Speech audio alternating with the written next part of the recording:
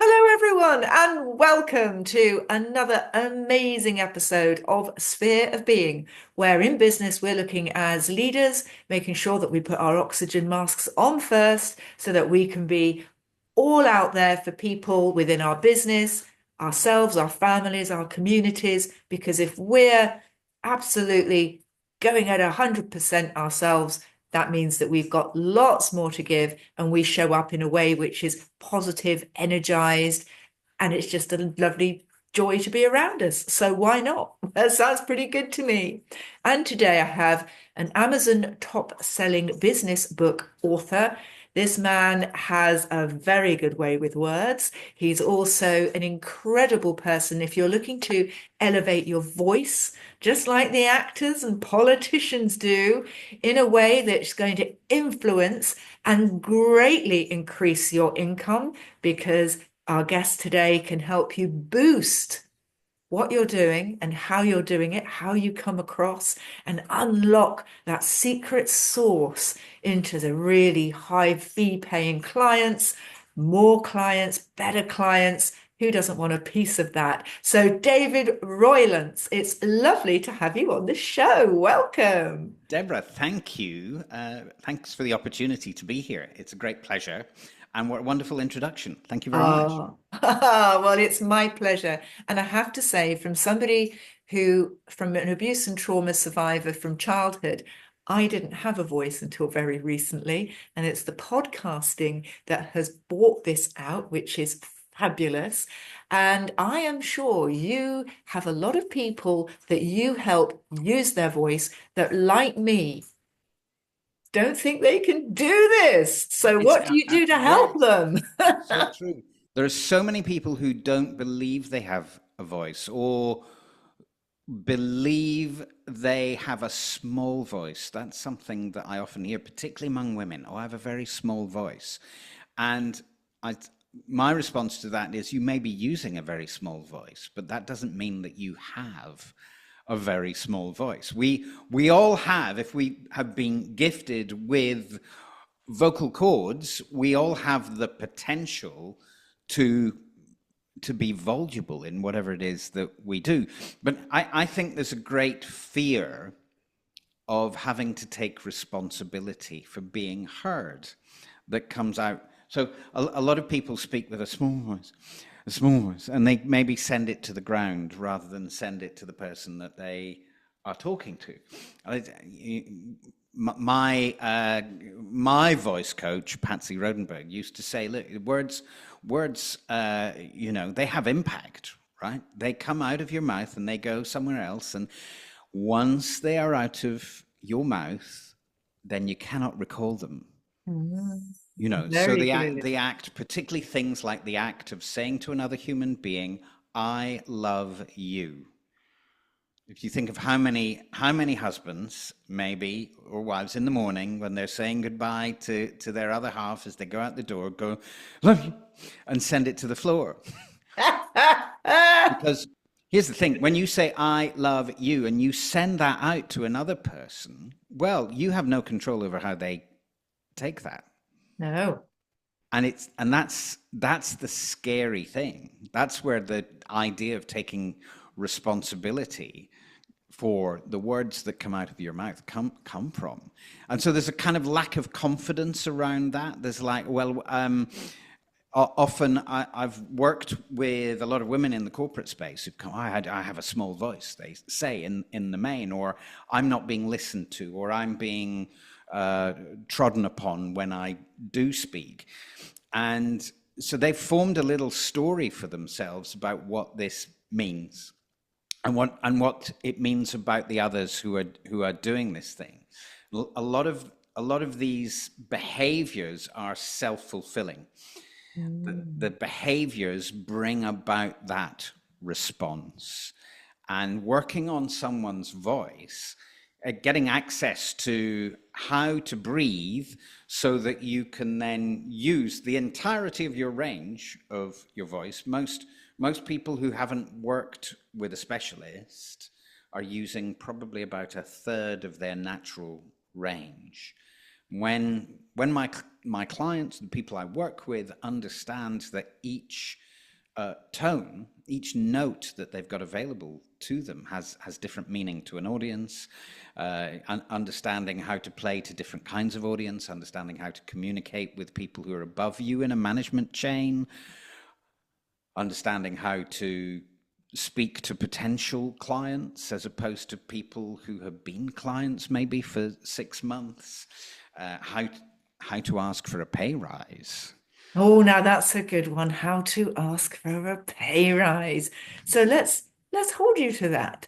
Yeah. What do you do in the situation? One, I resonated with ladies, and we all love gentlemen as well. Don't Mhm. I'm not battling against the sexes, but I do know that before I discovered this beautiful voice that I have, and I didn't have to use a persona in Yes. which to get it across. I could do it from the real me, which is really Yeah. scary to begin with.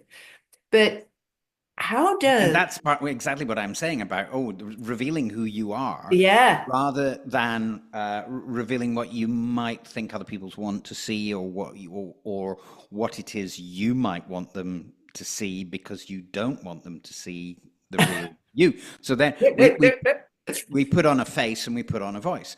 And yeah. with me coming from an acting background, uh, if you want to be an actor, then what you're saying to yourself is, I want to be somebody else. Or you want to experience But somebody else. actually, there's something about being dissatisfied with who you are. Oh, right. That's That why a is, lot of actors and yes, actresses, I know people use the word for both sexes now as actors, but a lot of them are quite troubled in some yes, regards because, yes, oh, that's interesting. But yes. And yeah. there's the one of the greatest female sex symbols of Hollywood, uh, Rita Hayworth. She used to say the problem was that with all of her marriages, is that all these men wanted to go to bed with Gilda, which is one of the most famous characters she Yeah. played, but they wake up with Rita Hayworth. Yeah. And uh, and so it's like there's a level at which people don't want you for being you. I've seen, particularly in interviews recently, I've seen how Daniel Craig, who I was at drama school with, Oh, has wow. been desperate to rid himself of the Bond persona, So and many actors who absolutely think it's when they start an amazing role and they yeah. love it and they're fantastic, and then a few series in and they're like, no. And I've also seen, and because I knew him for about a year and a half. I've also seen how uncomfortable he is in interviews on things like chat shows, like the Graham Norton show in here in the UK. He's not comfortable being himself. He's much more comfortable being the somebody else. Now, Persona. I'm not necessarily saying there's anything wrong with that per se. He's done a very good job of making a career out of being somebody else. Or being many somebody else's, and that can, as an actor, that can be very satisfying. Also, it takes you away from who you really are, and Well, it makes it possible for you to live without being who you really are. and this is the thing. I mean, we'll go back to the pay rise because I'm still interested in Yes, how sorry, you do I that. No, no, digressed. no. But ultimately, you absolutely are hitting the nail on the head here from personal experience. I'm very open. I had a nervous breakthrough at 57 because I'd adopted all different personas to cope with various elements of my childhood, and they never left. In fact, they became more magnified and amplified as I became older. And in the end, it became exhausting. And I said Yeah, to my therapist, she said, what do you want out of the sessions? And I said, I want to know who I am because I don't know who I am. And from what you're saying, people like actors or people who take on board a certain character or multiple characters, it is easy to lose yourself it's in easy to that. lose yourself, Mm. uh, and I think I did when I was an actor, and it took me a long time to discover what it is to be an actor and be real and not put on a performance, which actually inhibited me as an actor and inhibited my relationships with other people. That was one of my major learnings, but I only really got it when I started studying as a coach, studying how to affect what I lovingly call real people in their lives for the better. So there's a neat little trick that I use with my clients who want a pay rise. Oh, let's hear it. So it is this. I say, right, so you're going to go into your boss's office and you're going to ask this question. If I come in here in 6 months' time and ask for a pay rise, what do you need to see and what do you need to experience in order that is a no-brainer for you? Oh, So you're not good actually one. asking for the pay rise, right? But you're saying, I need some feedback. And people are notoriously dreadful at feedback unless you're being specific. And Yes. so that's a specific question. Well, I need to see that you can do this. I need to see that you're like this. I need to see your capability, or I need to hear that you can do all sorts. People start then to give specific feedback, which at the beginning of a client relationship, most of my client relationships are about 6 months. That essentially gives me and my client exactly what we need to be able to work on making sure that that's what that boss has got when in 6 months' time they go back in and go, well, And right. Uh, oh, love it. so one of two things will happen. Either the pay rise will happen or it won't happen, but you've given them what they asked for, in which case you then remind them of that initial conversation. Yes, indeed. And start scanning jobs elsewhere. Well, exactly, Perhaps. because if they say this is what I need and then they don't give you the pay rise, that do look elsewhere, because those people aren't in integrity, right? Yes. Yes. Yes. I understand that. I've had a few of them, but Yeah, no, you do, don't you? You know.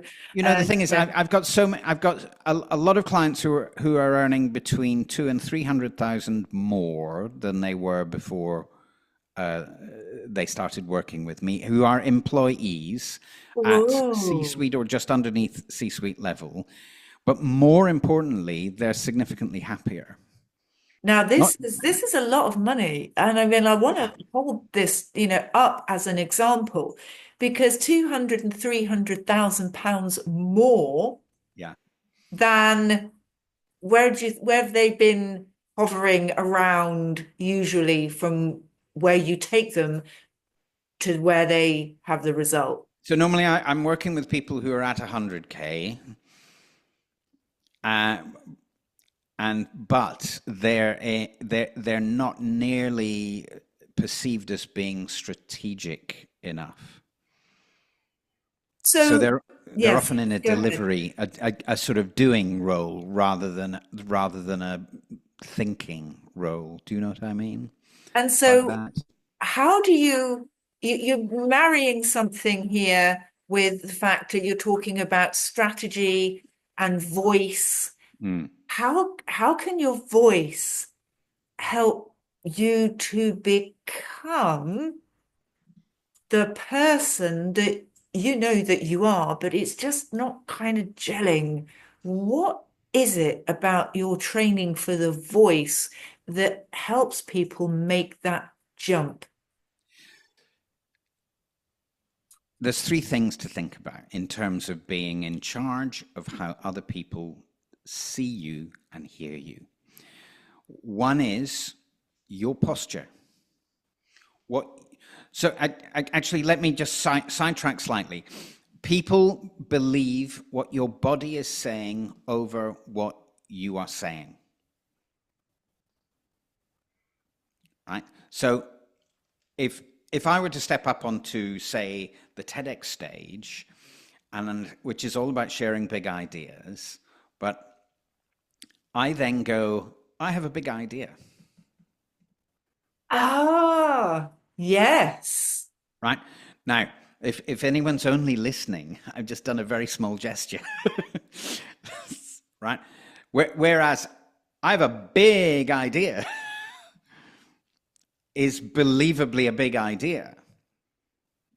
Oh, that's subtle, So isn't it? But incredibly powerful. people believe what the body is telling them. Whoa. So when people hear someone go, "Oh, I'm the best coach," but they're staring at the floor, or they're denying their height, posture is key, and is one of the many ways that, in particular, men will inform alpha dominance hierarchies on the basis of their posture, on the basis of many things in which they think they're being judged, but actually how straight you stand. It is a huge part of being seen and understood to be confident. Now And this is competent. interesting. I don't want to interrupt you because what you're saying is amazing and I just have. However, when you think about somebody who is, especially in the UK, I'm going off on the UK here, but anybody that has somebody that's been in the military, Yes. the army, Mm. and it can be a lady or a gentleman, and Yeah. their It's bearing has got that leadership quality, and they've not even opened their mouth. It's just that they're bearing the way in which they stand, their presence is such that you think, oh, there's something special. Oh, yeah. they're strong in persona or the way they are. And I'd never actually thought of it like that. But I've seen when I worked in London, especially from a gentleman's perspective, and they usually, when I was working in London, people normally wore suits and they'd stand very erect Yeah. and they would stride confidently forward with the head just right, the shoulders square, actually taking up quite a bit of room when they walked with their hands. It almost like not marching, but sort Yeah. of like in between. And you'd look at him and you'd go, "You've been in the military." It's it's so obvious now that you mention it, and I hadn't twigged that It's that an has it. Yeah. indicator. Yeah, it's an indicator of competence. So because it's the unconscious minds that are making decisions about who is competent and who is not. It's got very little to do with what we're saying, or even very little to do with a performance in a role if you don't have visibility. So the thing is that there are three elements to being in charge of how others see you and experience you. The first is your posture, the second is your voice, and the third is your energy. Energy. Energy. So what, like Daniel Priestley calls it vitality. How Oh. much vitality do you have? You know, there are people who, when they walk in the room, all the heads turn. Yes, they've just got this kind of charisma. Yeah. And the idea is, of course, anyone can have that if they're doing the right thing, behavior wise. So the reason I do it in that order is your posture liberates your breath, and your breath is what's going to power your voice. Very simply, if you're breathing through the chest, which you will be if you are either hiding by denying your height or posturing by trying to pretend that you're taller than you are, or pretend that you're broader than you are. Both of these inhibit the breath, keeping the breath in the chest. When the breath is stuck in the chest, you can barely use your voice. You can use Oh. up to a third of it. The moment the breath drops down into the stomach, when it does, when you are in a state of balance, then you can use that to power the entirety of the vocal range.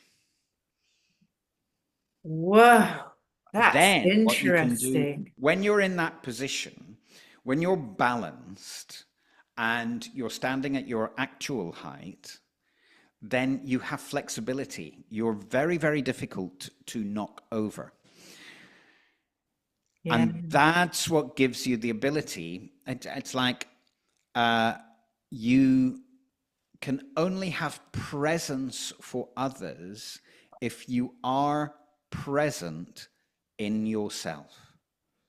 Say that again. You can only have presence for others if you are present in yourself. What does that mean exactly? If you're present in yourself? So if you're breathing in the stomach, then your heart rate is low because you're breathing low and slow. And when your heart rate comes down, more oxygen is transmitted into the frontal lobe of the brain. When your heart rate is up and fast, all of that oxygen's kept at the back of the brain in the hypothalamus. It's swept back into the hypothalamus because the hypothalamus, the fight or flight response, thinks that it needs to hold that oxygen so that you can run away.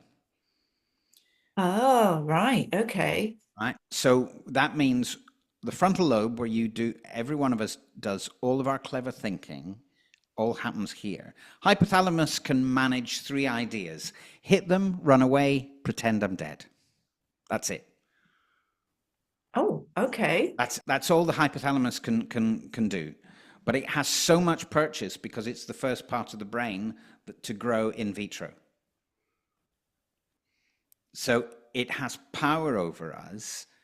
And then what it does is it takes the oxygen away from the frontal lobe. We can't think, we can't remember, Well, we that's it. You compare. never want to do a maths test when your house is burning down No, that's true. That's true. because you can't. I mean, Yeah, you just yeah. can't do anything apart from be completely in with whatever disaster. But if you can, as they say, take a deep breath, breathe, Yeah. then you can start to think rather than go into, as you say, what did you say? Hit them, run away, Hit them, run away, pretend I'm dead. Those are the only three pretend I'm options, dead.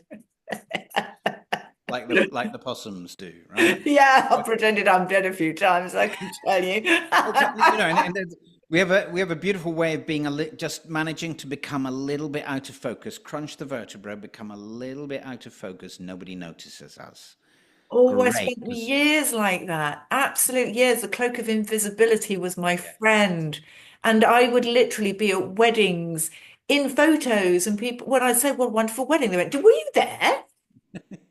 Hey, were you actually oh, there? were you there? And Yes, I went, yeah. And they went, oh, I never saw you. You're invisible. yes. Ah. And so that'll be. I talk about three circles of energy. The first circle is the cloak of invisibility, the desire to run away, the desire to be swallowed up rather than be wherever you are now. The third circle of energy is the pretending I'm really confident, the puffing the chest out, the convincing state.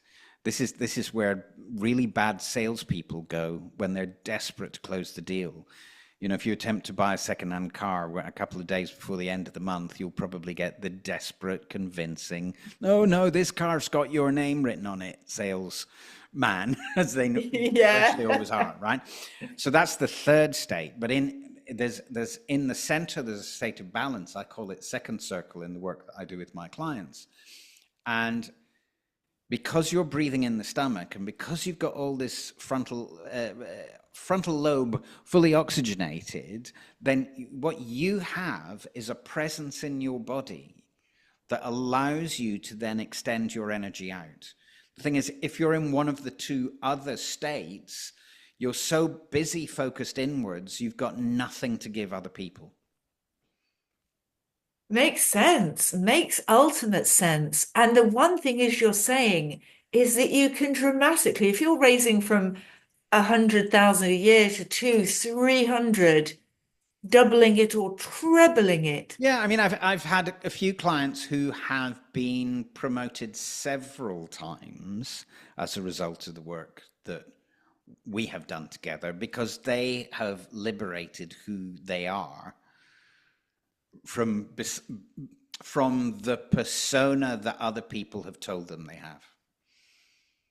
Because we none of us see ourselves as others see us. So Yeah. that's a real insight that you've given me there.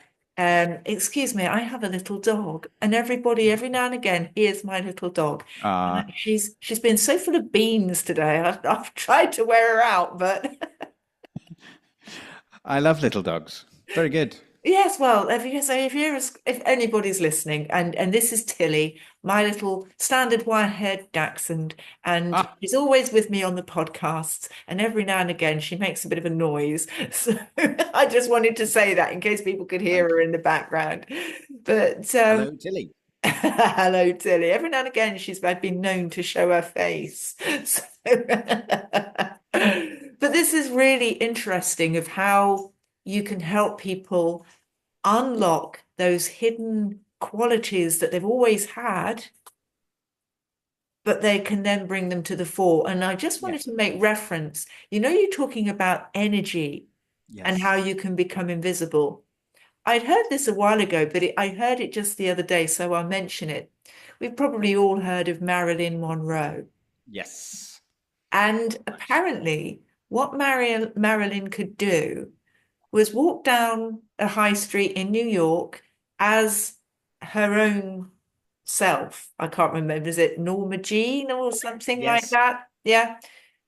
And nobody would look at her. And then she would say, but now I'm going to be Marilyn. And literally every head would turn. It's And it was apparently very subtle, yes. but Yes. it was, And and everybody thought, superstar. it's millimeters. Yeah. Absolutely. And I used to, after drama college, I used to have an occasional Friday afternoon pint with Ewan McGregor, who is in the year above me. Oh, I love these name drops. I think they're great.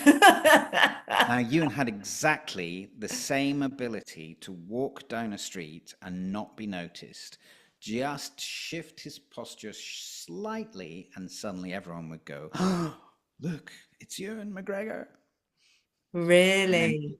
so if he didn't want to be seen, he could just shift his posture millimeters, nobody would notice. So this idea of being present and having presence for other people and having the energy that draws people in, it is millimeters. And so with these millimeters, how do you help people to come to that balance? Because I can kind of get it so that they might be a little bit overshooting the mark and it sounds a bit Yeah. false. Because I think we've all seen actors and actresses where you go, oh, stop trying so hard. Yes, very much. So And how can you help people to get those millimeters just right?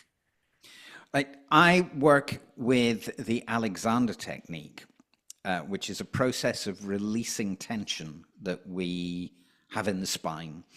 So, uh, when we have an experience, and particularly not a pleasant experience, our spine has has a tendency to remember it, and then when the spine thinks that we're going to have a similar experience, it will tighten up to protect itself.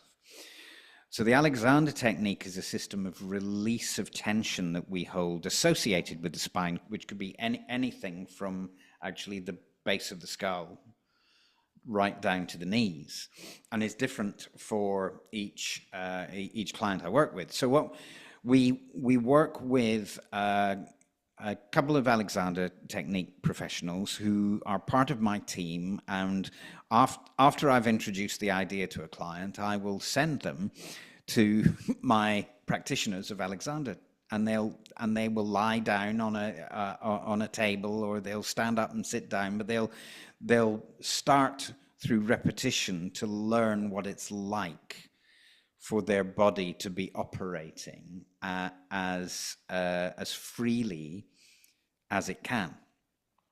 And what happens, it takes 4 to 6 weeks of little but often practice to form a new habit. Mm. So if you practice this new way of walking, this new way of standing, this new way of getting out of a chair, this new way of getting into a chair, what happens is in a month, month and a half, people start noticing that somehow something is different.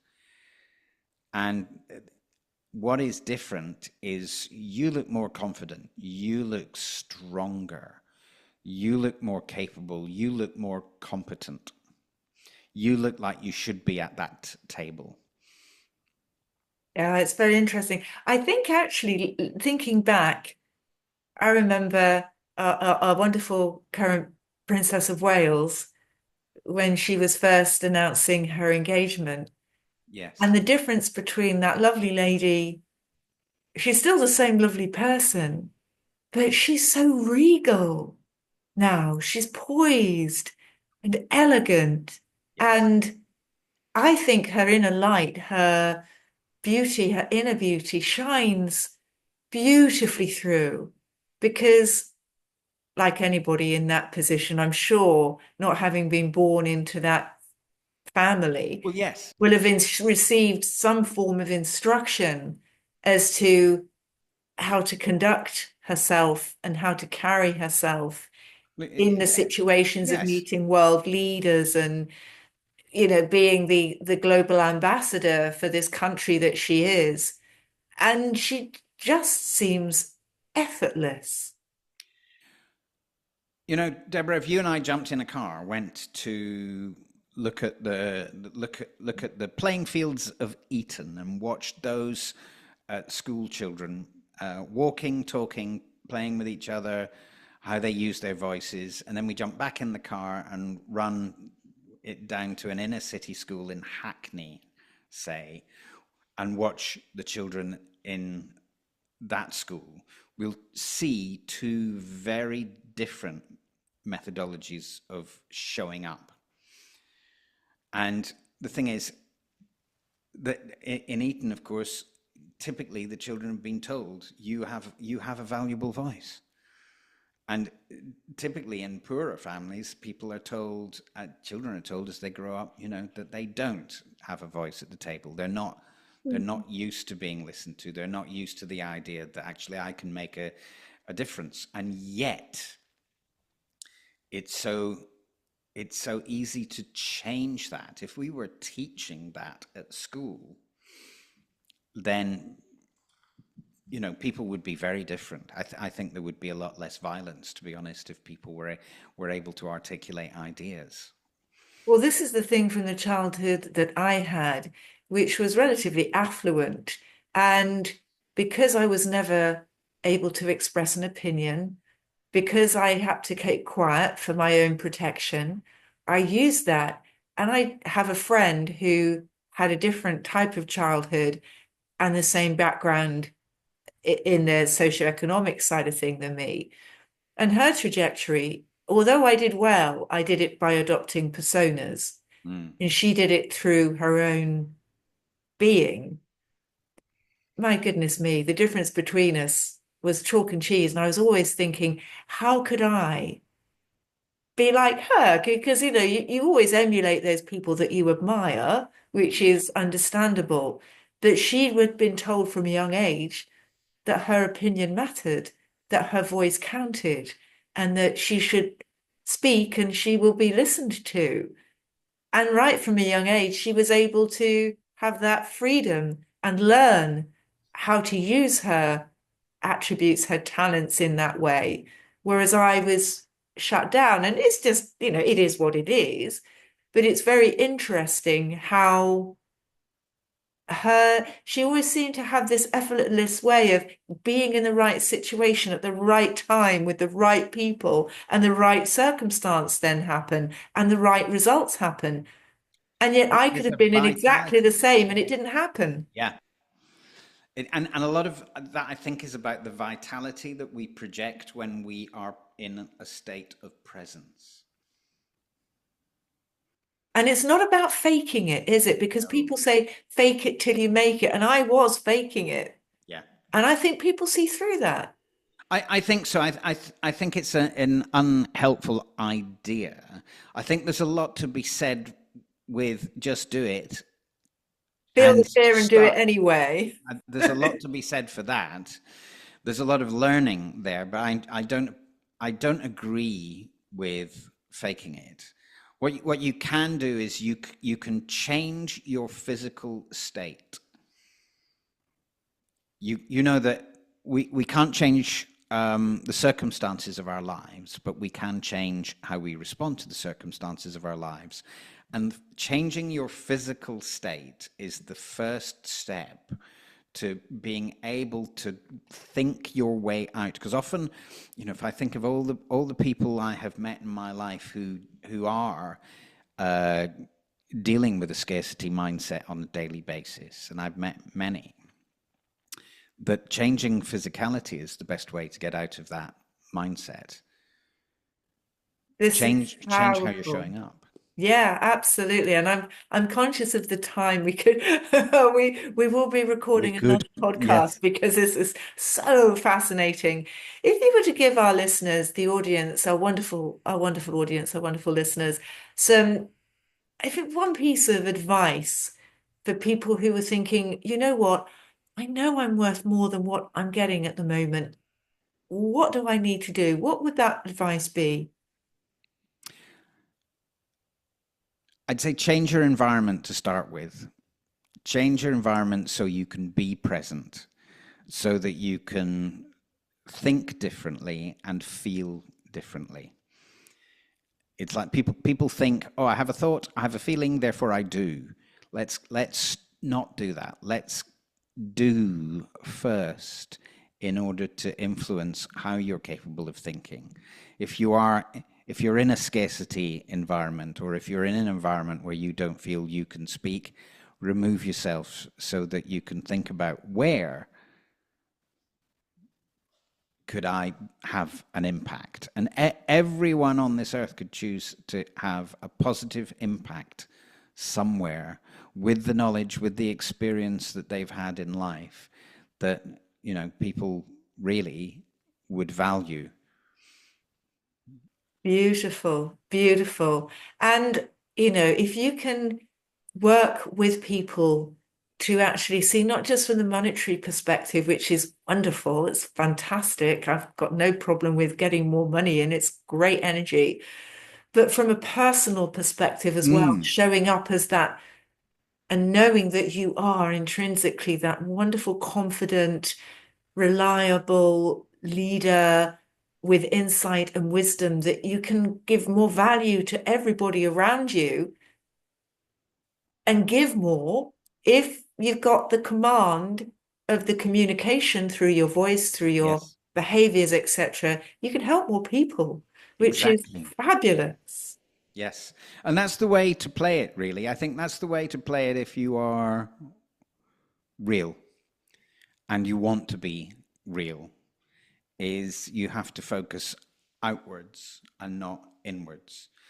It's if enough people get what they want as a result of you, then you end up getting what you want. But let's not focus on oneself. Let's focus on the impact we can have positively on the rest of the world. The people who Wonderful. are out there looking for you, or the people who are out there looking for me, or someone like one of us, or anything. Everyone has needs, so there'll be enough people out there who either of us could serve in a way that gets them a great result and gets us, you know. Oh, it's wonderful. I love every minute of doing this because this is exactly from no voice to somebody that's now interviewing beautiful people like yourself, top of their game.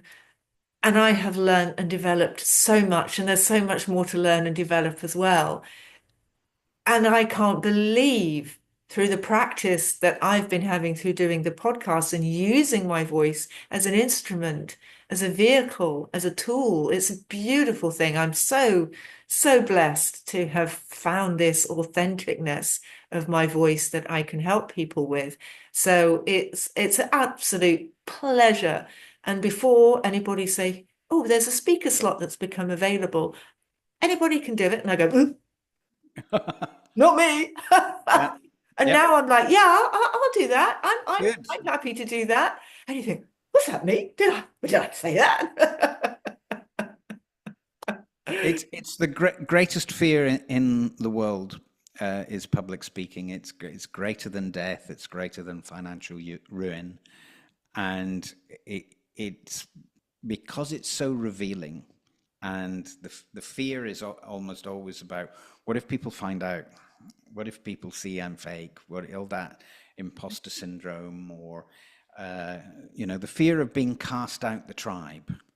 Yes, yes, absolutely. But with your help and your support and your guidance and your knowledge and wisdom, because it's a lived experience, you've been through everything that you teach, which is beautiful. You're not just doing it out of a textbook. You've been there, you understand. Yes. How can people get hold of you, David? So people can get a hold of me either on LinkedIn, or I'm also on Instagram. David at davidroylance.com is my email address. I have a free training